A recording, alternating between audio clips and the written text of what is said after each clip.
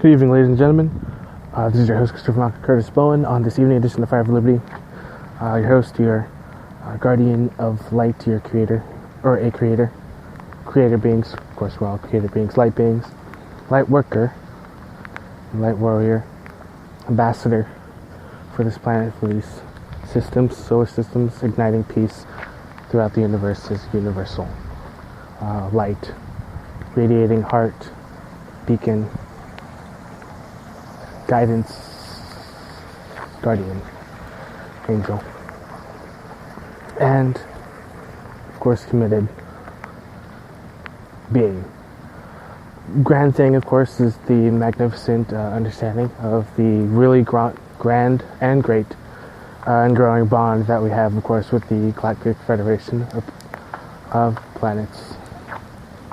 The amazing types of incredible progress that's been made, and not only, for example, quote, behind the scenes, unquote, with many Agarthians, Telosians, as well as just light beings that do work on the surface, as well as many other beings that are of this world and not of this world. Of course, planets in the solar system, not necessarily from the solar system. Of course, many advanced civilizations who have definitely come here thousands to millions of years ago to just the present, or continually in the present. Of course, the ascension is a marvelous, incredible thing, and we have a marvelous, important, and extraordinary responsibility, which of course we're filling out, to not only continue to be united in heavenessence and importance of building and developing this super advanced civilization, well, and even advancing ever more civilization, but to, of course, once again, which is kind of implied, to build a very strong, solid, deductible, heavenescent future with not only the structure of the types of advanced technologies all the way from the plasma aerial vehicles to which are all shapes and sizes, of course, cigar-shaped spacecraft to, I've already reiterated this, but William Tompkins' craft. Well, he designed them, technically. Well, lots of craft that were made, teardrop-shaped craft, many different types of, for example, solar warden craft, which are cigar-shaped, and of course biospheres. And of course, even the simple understandings of which is actually very cool, very creative, very able to be sort of like what it can even coalesce into, like a sort of crystallization of a super covalent bond with just that unique understanding, of course, of plasma, radiance around a certain aerial object like a plasma aerial vehicle, and of course of the alloys that make up those craft, and those have been used for a very long time. Coldasians,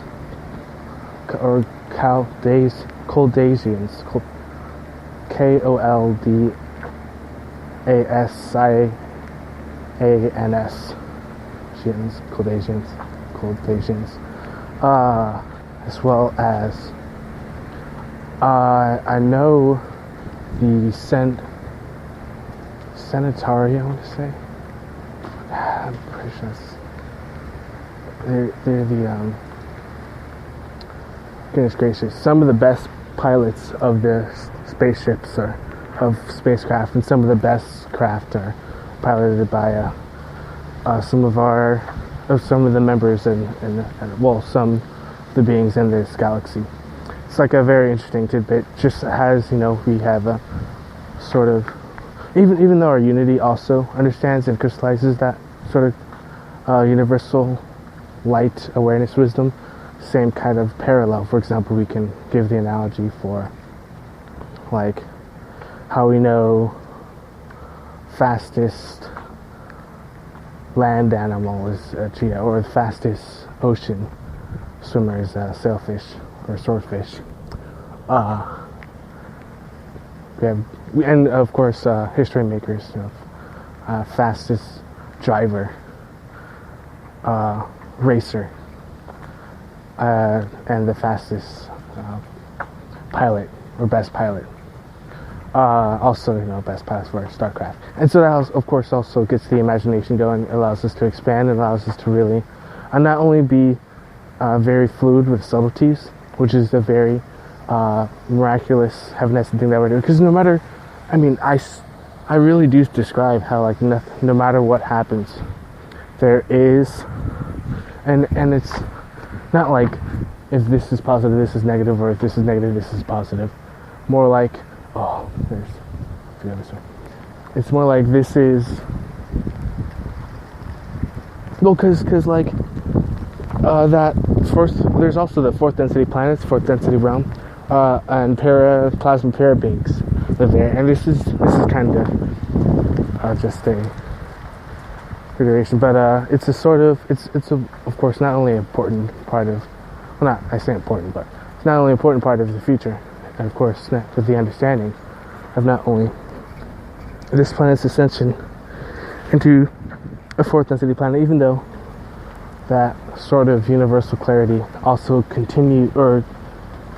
includes that realm of super consciousness, of higher consciousness, just as, there's higher consciousness beings living on and within our planet. And of course the history that bits and pieces include, which are very key parts, bits and pieces include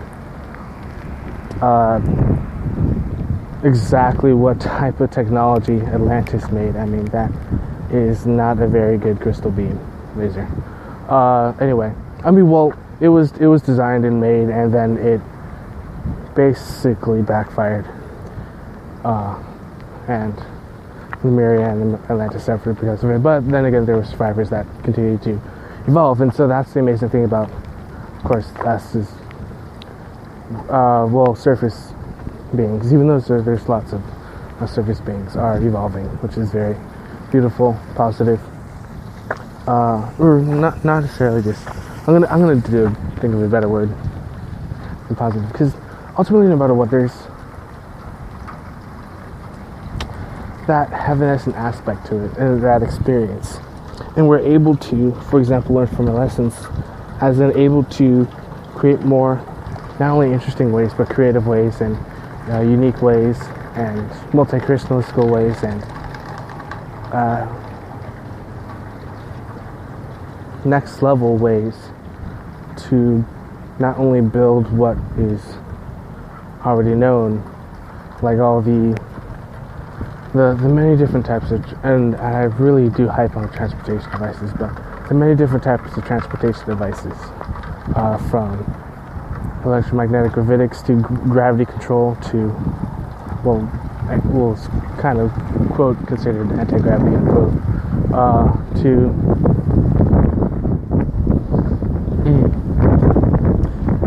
trans-dimensional travel, and hyperspace travel and hyperspeed travel. And it's one of the unique things that transportation can offer, and that is just, once again, only a small slither of path throughout, because there's so much which is so incredible about, and that's what's so amazing, because it's like,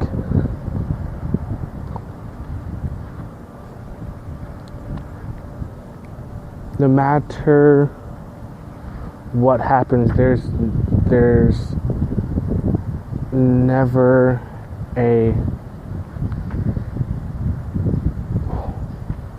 there's a saying that goes, never say never, but there's never a part where it can never, or a situation can never be picked up from, because there's so much grandeur that can be healed, that can be built, that can be fixed, for example, or that can be united and modified and combined with amazing things that's already there. And there's once again, it's saying that no problem can't be fixed, but there is no problem that cannot be fixed. There is no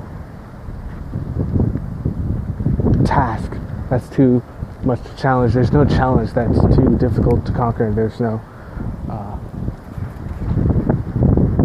nothing that can't be done to change the ability to create not only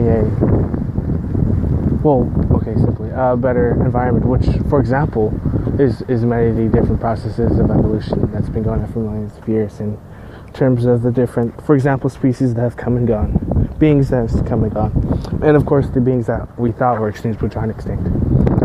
And so if from saber-toothed tigers to man myths, many different ocean life, to dodo birds and Tasmanian tigers, to other species of tigers, cats, big cats, saber-toothed,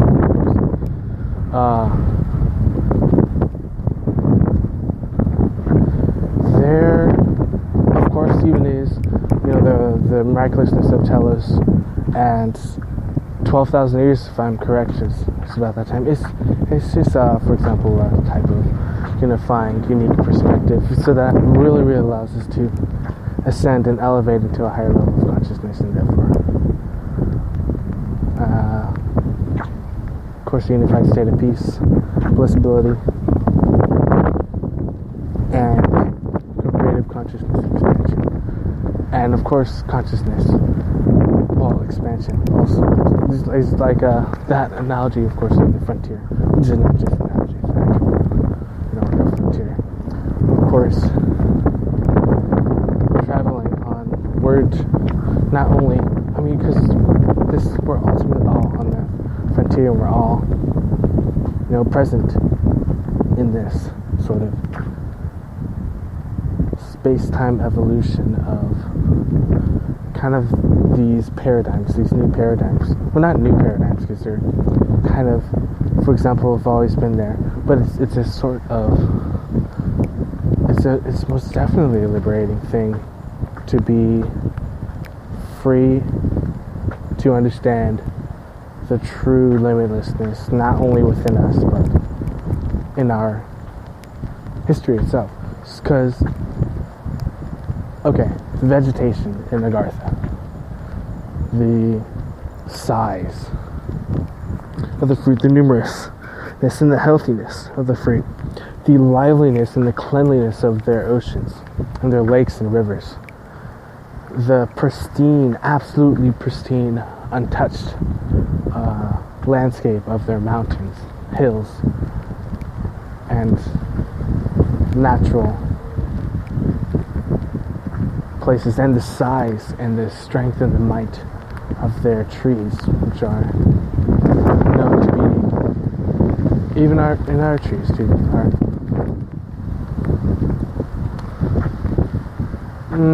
a bit young, but still. The trees are, once again, guardians,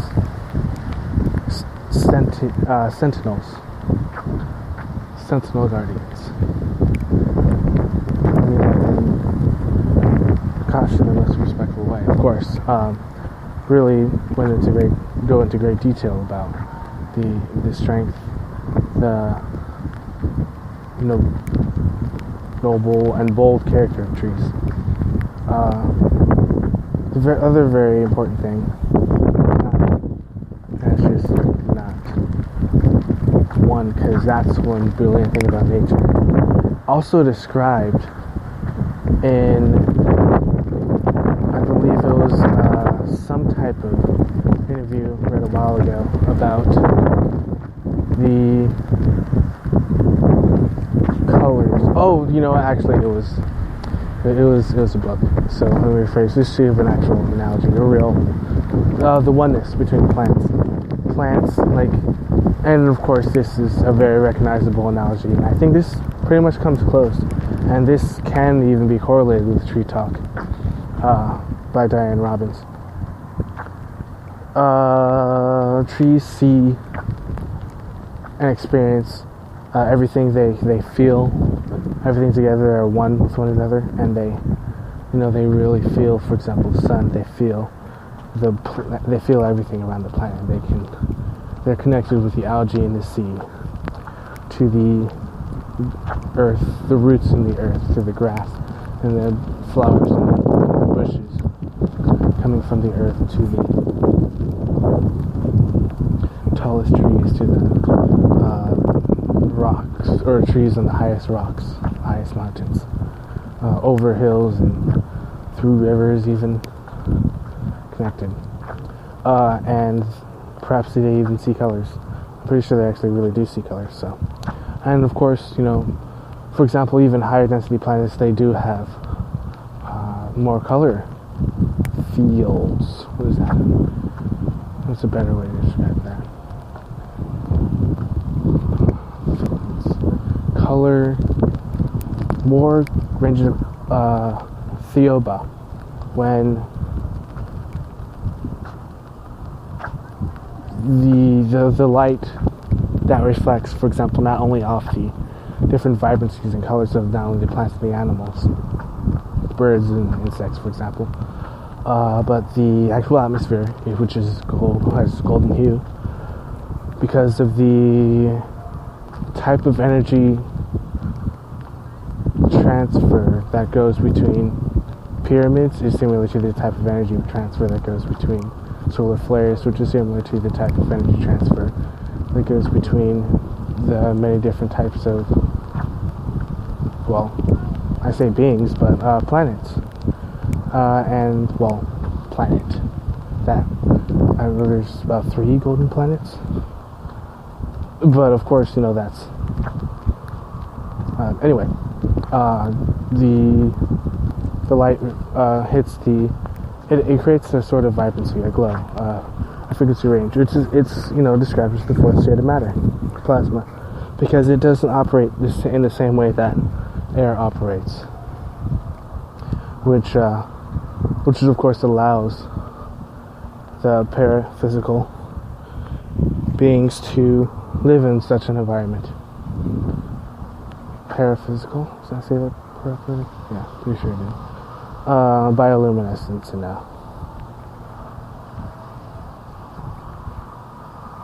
plasma able to live in beings. Probably more research needs to be done, or not necessarily needs to be done because it's already been found out. But I'm certain, even just with the kind of even spiritual awareness understanding from the aspects of the auras that fill the fields, it's an aura that radiates from beings, and especially, for example, the ascended masters. For example, planet Theopa. I should also, hype up the ascended masters on this planet. Come on, there are ascended masters. They're ancient, they're wise, they are ascended masters. And I, without a doubt, know that ascended masters work tirelessly, along with Mikos, along with Adama, along with many great beings of Agartha, of Shambhala, of the Agartha network, and of Telos, and of the great beings. There's Sharula, pretty sure still the ambassador of Telos, and then the ambassador of Agartha recently came to New York and also knows a lot about quantum space medicine, which is, I mentioned, a really beautiful sort of formation of healing, one of the many. And so also, one of the grand amazing things is not only is crystal healing being integrated, but many different forms of super healing, limb regrowth, disease curation,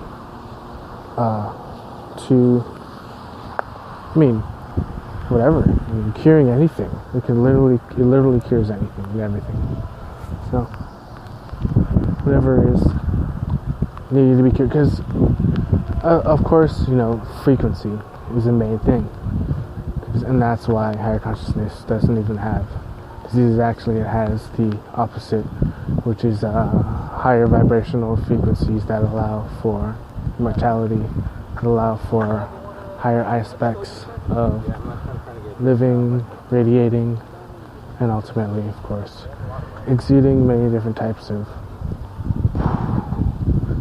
sorts of illuminations, which not only can be reflected in waters, but in crystals, which is really, really beautiful.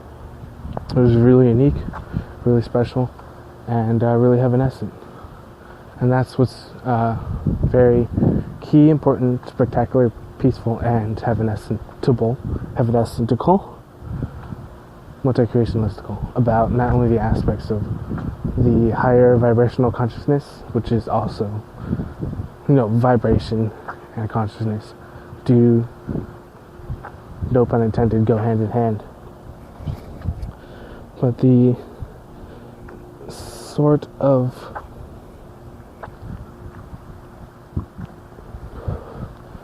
vibrancy in general, that recognition of the vibrancy is also really, really has so many aspects and really relations with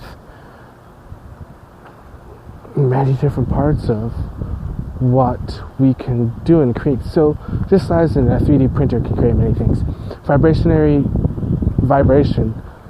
resonance, effects, and changes. It changes it could change elements.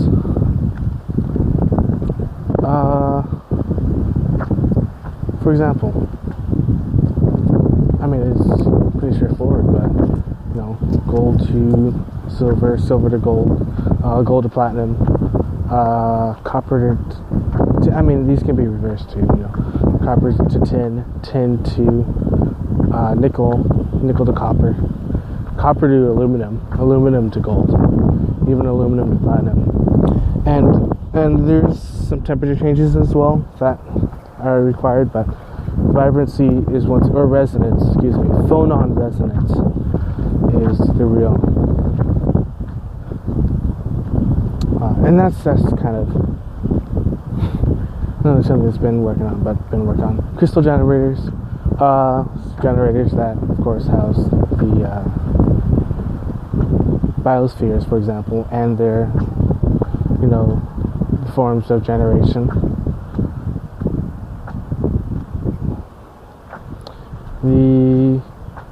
There are limitless amounts of engines that can be made. There's crystal. Without a doubt, there's many different types of warp drives. What I know for certain is electromagnetic plasma fusion containment generators, or electromagnetic plasma fusion containment engines, or electromagnetic plasma fusion propulsion devices. Those are really efficient, and those are just some of the natural sort of quote engines unquote that exist in living craft, which are able to change their colors, and that's been known for ages. The unique sort of evanescent clarity that comes with kind of that beautiful birthright of our responsibility, not only this planet, but of course to be aware of the big picture, with and even starting off small, like a small big picture, or a big small big picture, with our surrounding planets with their moons, Venus and Mars, and with the also even more surrounding planets. Well,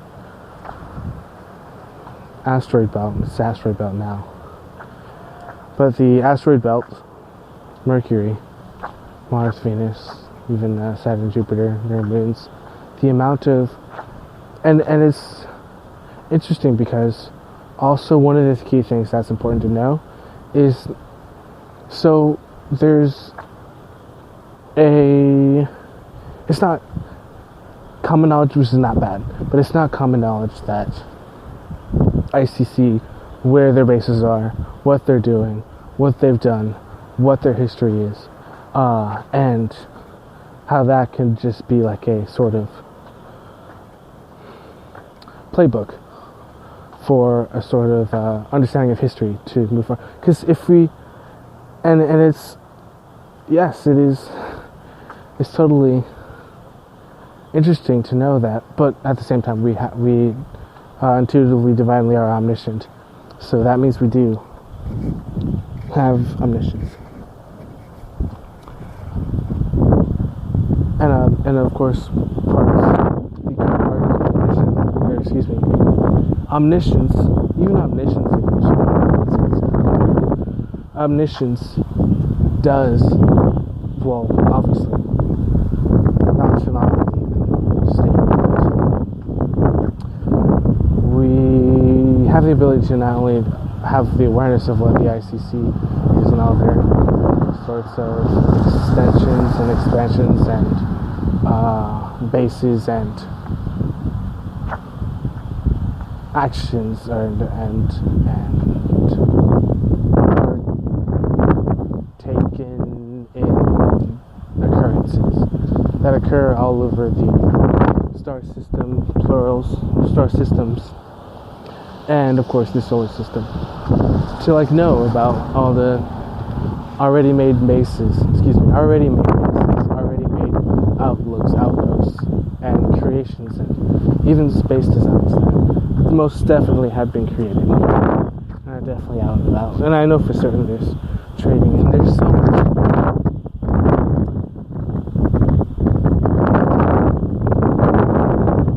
amazing uniqueness in the divinity, the omnificence, omnipotence, presence,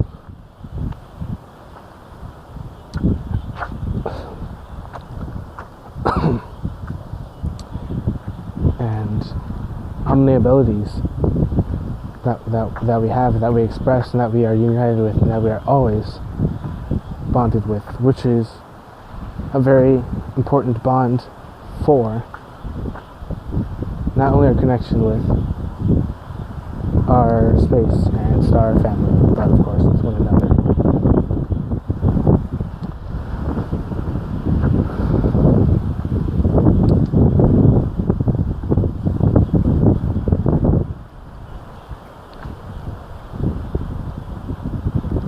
This is a very spectacular, important time, very unique, spectacular, important time for not only the transcendentability and the heavenescent nature of all the aspects of what we are not only have in the present now, which is advanced craft, advanced levels of shelters, advanced understandings of physics and science, and advanced spiritual natures. We also have the capacity to be multi-capable, ultra-capable, and even be able to transcend and develop more innate maneuverability to be able to even be able to do even more fantastical spiritual transcendence, spiritual evolution, and spiritual growth.